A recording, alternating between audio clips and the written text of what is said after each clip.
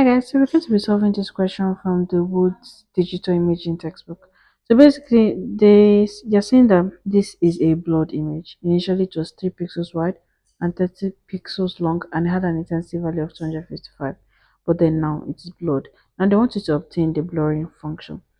So first of all, what we're going to do is we're going to obtain the blurred crosshairs at the bottom right. So that'll be G, X, Y. So this is the blurred crosshairs. Next, we are going to create an image of the crosshair on blood since we know that it's 30 pixels wide and 30 pixels long with an intensity value of 255. We are simply going to generate that image. So this is the image on blood.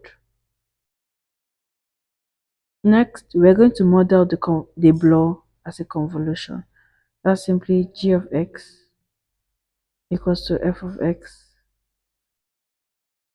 convolution with x of y. Hx of y is the blurring function. Remember that blurring is actually a convolution operation with the image. In order for us to perform mathematical operations on this to be able to obtain this, we're going to go to the frequency domain. When we go to the frequency domain, we're basically going to use Fourier transform. So it's going to be GUV equals to F UV convolution with HUV. Now we can simply just make HUV subject to formula. In the spatial domain, you cannot perform this mathematical operation.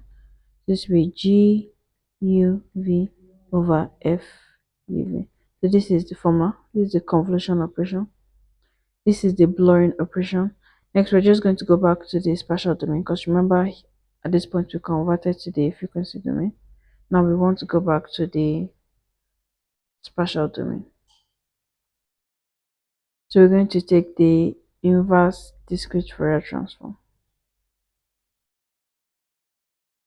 So that will transform it back to hxy, and this is simply the blurring function. And no, this hxy is not the same as what it was here. At this point, it actually has the formula in it.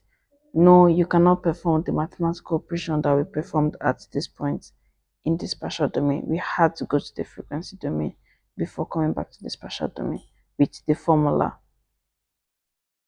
Thank you for listening. Anything you do not understand, do not hesitate to ask in the comment section. Thank you for listening.